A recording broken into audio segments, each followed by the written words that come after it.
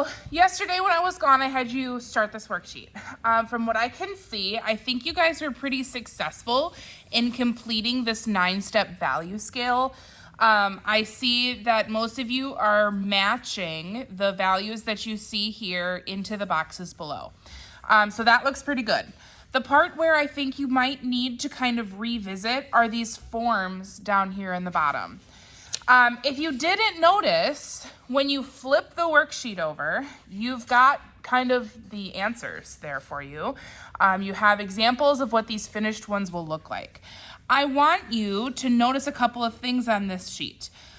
You should see most of those 9 values from that value scale. Now, this is a black and white photocopy, so it's not perfect, but if you were to look at these pictures in color, they're in black and white, but if it was printed in color, you'd see a little bit more of that subtle value change. So that is one thing I want you to pay attention here. So you see this like completely black value here. You see completely white right here. There's a light gray that's happening in here, you know, and it just kind of progressively gets lighter as you move in on the sphere into this kind of highlight here. Same thing with the cone. You'll see the brightest edge here, and it's darkest actually in the middle here because this is where it's furthest away from that light source. Same thing with the cylinder, where the highlight is hitting, where the light is hitting right here, it's the lightest, and then when it's furthest away from that light, that's where it's the darkest. You'll also have to pay attention to the top of this cylinder. The top of the cylinder is going to be light in comparison to this shadow in the very back. I don't need you guys to worry about these cast shadows. Okay, this is called a cast shadow. I'm not super worried about that for this activity. The second thing I have here is this little image here. This is basically telling you that when you shade something like a sphere, you want to shade in the direction of, or like you want to shade to contour the form. So you would not shade in a straight line like this. You would shade in a round pattern, kind of that accentuates the shape or the form of this object here. So pause just a second, guys, on your drawing, okay? I'm gonna give you the rest of class probably to work on this, okay? So pause, please. When you are filling in the value practice, I think it's easiest to start here at the darkest box and fill it in the darkest you can, right? That one's pretty easy.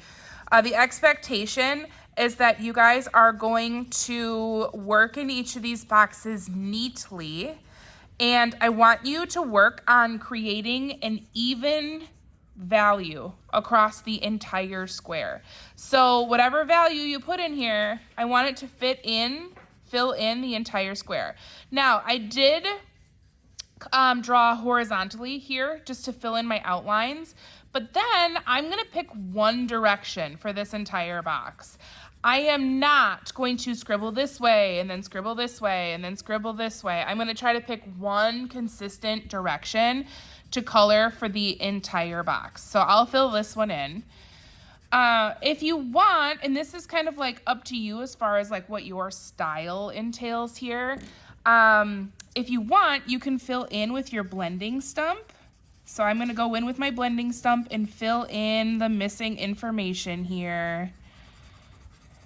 And then I can go back over with my drawing pencil and fill in any of the open spots if I need to go darker. So that's my darkest value. Now my darkest value may not exactly match this black value because the pencils that I gave you are like HB or 2B. I didn't give you anything darker than that. So eventually we will be able to go darker than this, but until our drawing kits come, this is about the best I can do. So you're gonna fill in this whole value scale. For these very light values, you may notice it's kind of difficult to fill these in with your drawing pencil because it's dark, like it's too dark or much darker, even with the lightest pressure that you'd like. So here's one method you can do. If you flip this over, there is white space here on the back of your paper. You could color nice and dark in a spot on your paper, and then you could use the blending stump to pick up some of that graphite, flip it back over, and you could actually fill in this square with the graphite instead of your pencil, which is going to make it much, much lighter. Okay, so that's gonna allow me to create a much lighter value. Then I can take my eraser and I can clean up that box a little bit. So I can see here is where I drew with my pencil. It's pretty subtle. And here's where I drew with the blending stump. So you can see that it's lighter. Okay, so for those of you who are struggling to get those really light values, you could try that technique where you lay graphite down on the back of your paper, pick it up with your blending stump, and then color in the box. Now, when it comes to these forms, if it was not clear, this is the light source, okay? It is shining on the form like this, okay? It looked a little nicer in color, but when I copied it in black and white, we lost a little bit of that yellow light glow. So the highlight would be on this side of the form. With the cone, you can ignore this dotted line, okay? That's just showing what's happening like inside the form at the bottom of the form. You can ignore that. So when you fill in these forms, I want to challenge you to include as many of these values as you can, okay? So you want as many of these values as you can get in these three forms. So when I am, like the sphere, for example, my light source, I'm looking at this light source, and I think the highlight is probably going to be kind of like here. So I'm going to use the back of this as reference. Okay, so if the highlight is here, I would say that my the dark part is going to be along here. So I'm just going to start building that up. And if you look on the back, the darkest part doesn't actually go all the way to the edge of the form. Okay, so I'm just going to kind of draw in a circle here. And I'm just gonna start building up value. Now, I'm not going in straight away with the darkest value, okay? This is where the dark value is going to be, but I'm not pushing with my pencil to create the darkest value right away. I'm gonna build up the layers of value. So as I get in towards the highlight, I'm drawing in a circle around the edge of this. I'm getting lighter as I get to the highlights. And then I can build up that dark value. So I can go here and add another layer of dark. I can use my blending stump to start blending that value, smoothing it out a little bit. And if something accidentally gets too dark, I can go in with my eraser and I can just erase it.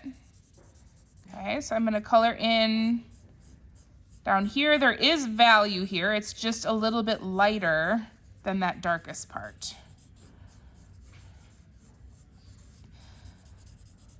So I can keep going here. Now my blending stump is losing a lot of that value, and I think I do still want this to be a little bit lighter and a little bit blended a little bit better here, so I can erase a little bit. Now if my blending stump is losing value, I can build it back up. I can build that dark value back up with my pencil. I want you to work on a smooth gradation. So a smooth blending of that value. I'm hoping I don't see a whole bunch of your pencil lines anymore.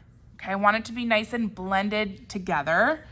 That in drawing and in art is called chiaroscuro, where it's all blended nicely together and you see a wide range of value. Okay, so right now you see my pencil strokes, but the more I blend this in, the more realistic and smooth it's gonna look. You can create realistic drawings with pencil texture, but I think for the sake of our activity, it's going to be better if you create a smooth blend or a smooth gradient of that value. So I'll just continue to kind of blend that in. Now I have my pencil here. I kind of drew where I wanted that highlight to be. I'm obviously going to erase that because there's not an actual line there. There are some spots that are getting a little bit too dark, like my blending stump left too much value here, so I can just pick a little bit up with my eraser. You can also smooth with your finger. You could also smooth with a little bit of paper towel, but I think the blending stump and finger are my two favorite ways to blend this value. So I'm just gonna go back in, keep laying down the dark spots, keep blending it in.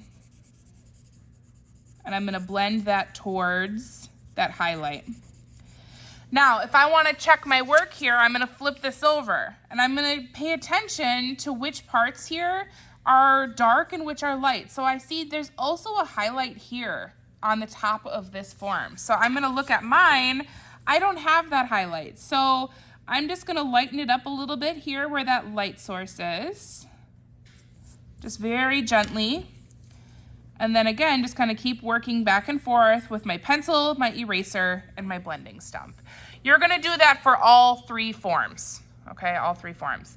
Some of you have a great start on this. Some of you may need to make some adjustments, okay? Just based on what I passed back. So the goal is try to get as many of these 9 shades as you can. Whoop. Okay, so use all 9 of these shades if you can. That highlight is gonna be white. This darkest value is gonna be this kind of core shadow in the middle here.